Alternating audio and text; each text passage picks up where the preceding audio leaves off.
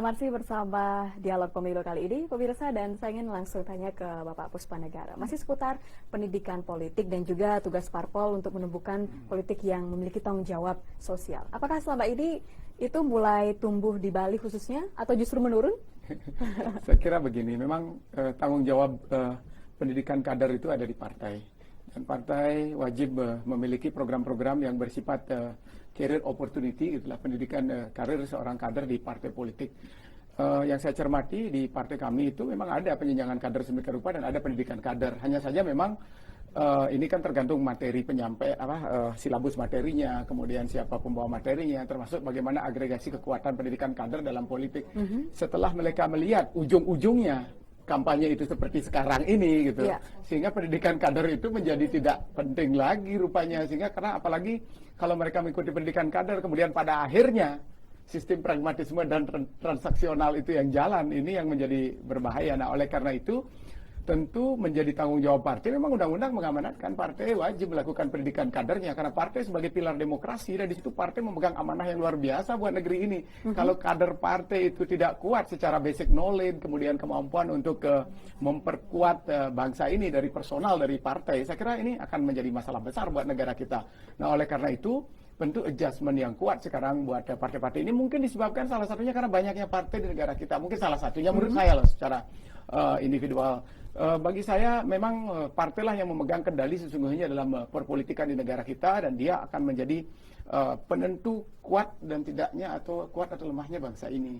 Dan tentu harus ada treatment khusus dari negara ini berkaitan dengan sistem perpolitikan dan sistem kepartaian kita. Saya teringat dengan Abraham Lincoln gitu, kalau Pak Arjaya dengan Aristoteles ya. Kalau Abraham Lincoln itu dia kan menciptakan trias politika lah.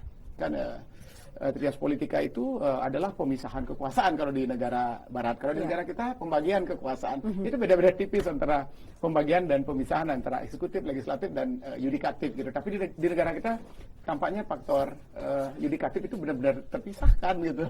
Sepertinya gitu ya. Nah, oleh karena itu bagi saya partai politik inilah yang harus di-adjust dulu, diperkuat. Mungkin karena pemilu ini akan masuk, kita lagi beberapa hari ini lagi kurang lebih 67 hari ya dari sekarang, dan itu tidak mungkin mempersiapkan itu sekarang. Yang perlu dilakukan keputusan MK juga sekarang masih kita lihat, pemilu tahun 2019 itu diproyeksikan akan dilakukan secara bersama-sama. Nanti kita tidak terbayang sekarang betapa rumitnya kondisi pada saat itu. Sekarang saja dengan melihat jumlah caleg yang banyak gitu ya, jumlah partai yang banyak, tata cara memilih yang belum juga kita tahu. Foto-foto di jalan yang begini-begini itu saya yakin 100% sudah tidak masuk di kertas suara kecuali untuk DPD RI.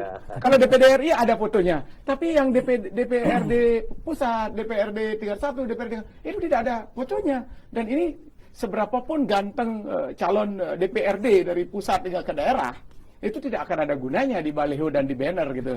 Nah, oleh karena itu di situ hanya akan tertulis di kertas suara hanya nama. Dan ini penting, pendidikan politik ini kan penting bagaimana tata cara mencoblos. Sosialisasi sementara belum berlangsung secara agresif dan revolusioner. Pertimbangannya bukan cuma yang jelas saya dari perjalanan selama ini turun ke masyarakat gitu. Masyarakat pun masih menanyakan, Pak, ada kartu namanya yang isi foto. Masih pertanyaannya begitu. Saya katakan bahwa kertas suara tidak ada fotonya, nanti kan KPU mempunyai tanggung jawab untuk melanjutkan sosialisasi itu. Tetapi bagi para caleg tentu menjadi kewajiban moral pula untuk memberikan pemahaman politik yang cerdas kepada masyarakat. Bagi saya adalah sejauh ini dalam mengemban amanat masyarakat sebagai anggota dewan dan juga sebagai caleg, tentu saya mainkan peran ini. Karena saya katakan di awal bahwa seorang yang sudah mau dan terlibat dalam proses-proses politik di negara ini di tingkat daerah, maka momentum menjadi peranan penting. Begitu ada momen, disitulah kesempatan kita untuk masuk. Seperti sekarang, banyak caleg berjuang dengan caranya masing-masing.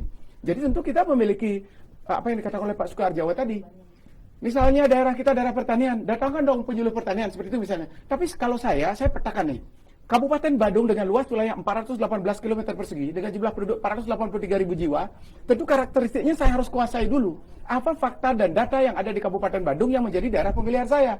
Saya sudah bagi plot, misalnya daerah Petang, itu daerah pengembangan agroturisme, ekoturisme, dan pengembangan kawasan lindung. Kemudian Badung Tengah untuk daerah area distribusi, serta agroturisme, dan ekoturisme, serta pengembangan pertanian dalam arti luas. Kemudian Badung Selatan pengembangan akomodasi wisata. Kita harus paham karakteristik daerah kita dulu. Ya. Kalau saya misalnya sebagai caleg di tingkat provinsi, maka wilayah Kabupaten Badung menjadi karakteristik yang harus saya kuasai. Misalnya untuk wilayah Petang misalnya, saya harus memang mengajak orang-orang yang ahli di bidang pertanian bila perlu, bukan hanya orang pertanian dalam negeri, terlebih daerah kita daerah pariwisata.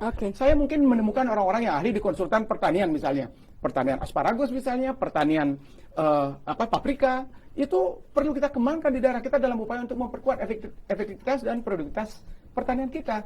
Saya sependapat apa yang dikatakan oleh Pak Sukarjawa, dan itulah yang kita lakukan selama ini. Dan saya melakukan ini tidak hanya sebagai caleg gitu, dan saya lakukan mungkin sudah 2 periode di DPRD Kabupaten Badung, dan sebelum itu pun saya juga sudah memberikan langkah-langkah pengabdian buat masyarakat. Kalau enggak mungkin jadi pemuda pelopor pembangunan di Kabupaten Badung kan saya gitu. mau sampaikan kegagalan partai politik untuk pendidikan kader ya. Jadi kita saja begini. Jadi sekarang ada tren orang berebut di kepala dusun, kemudian berebut di desa adat, berebut di Probekal. Padahal sasaran mereka ingin jadi caleg. Nah, kalau dulu orang berebut di institusi partai, maksudnya berproses, berjuang di partai. Ini sekarang beda. Mereka berebut menjadi bendesa, kemudian berebut menjadi Probekal. Nanti arahnya adalah untuk menjadi caleg itu. Nah, ini yang harus diperbaiki oleh partai politik itu. Jadi harus ada penjenjangan kader yang jelas. Ada penjenjangan, tidak hanya asal comot. Karena apa? Orang lepas. Begitu nanti habis pemilu lepas semua. Begitu menjelang pemilu baru berebut. Nah, ini yang sebenarnya kapan Indonesia ini bisa menjadi bagus kalau orang-orangnya tanpa proses perjuangan yang benar, tanpa ideologi yang benar, tanpa pemahaman yang benar terhadap politik. Oke, politik itu momentum, iya. Oh, momentum saya sekarang saya menjadi pendesa. Saya akan menjadi minimal di tingkat 2 butuh 3.000.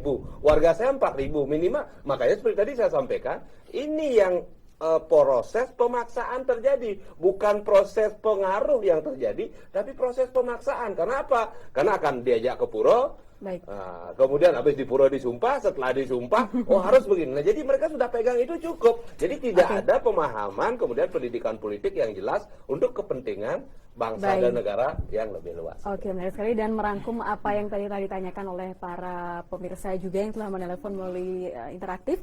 Saya ingin tanya langsung saja kepada Pak Sukarjawa terakhir ya Pak ya.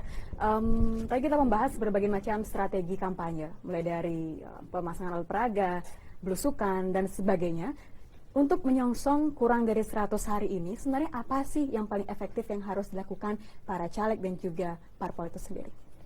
Komunikasi, jadi komunikasi politik kepada masyarakat, bagaimana kita bisa meyakinkan masyarakat dengan program-program yang betul realistis, gitu. Jangan terlalu bombastis ketika menyajikan sesuatu, sehingga dengan program yang realistis itu masyarakat bisa percaya dengan caleg bersangkutan.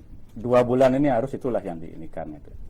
Sebenarnya saya ingin mengomentari soal pendidikan politik itu, tapi mungkin waktunya sudah habis. Bisa di minggu depan ya Pak, di dalam pemilu. Oke, silakan singkat dari Pak Puspanegara. Ya, sebagai closing statement barangkali yang jelas apa yang harus dilakukan oleh kita, apalagi kepada diri saya juga seorang caleg, yang penting adalah buat masyarakat tersenyum dan lakukan hal-hal yang sederhana yang tidak meningkatkan jumlah umpatan di masyarakat terhadap pelayanan publik bagi masyarakat dan pemerintah. Oleh karena itu, yang perlu dilakukan ya aktualisasikan diri sedekat-dekatnya dengan masyarakat, dan bila perlu ya melakukan agregasi pendampingan kepada masyarakat dalam waktu yang cepat, tepat dan akurat. Saya kira itu jalan keluar untuk saat ini gitu, untuk memudahkan kita melakukan penguatan aktualisasi diri kita, karena aktualisasi diri menjadi penting ketika kita maju menjadi calon anggota legislatif, karena di situ kita dinilai oleh masyarakat apa yang pernah kita berbuat dan apa yang kelak nanti kita akan rancang untuk pergerakan dan perjuangan kita di kemudian hari. Oke, Pak Jaya, singkat saja.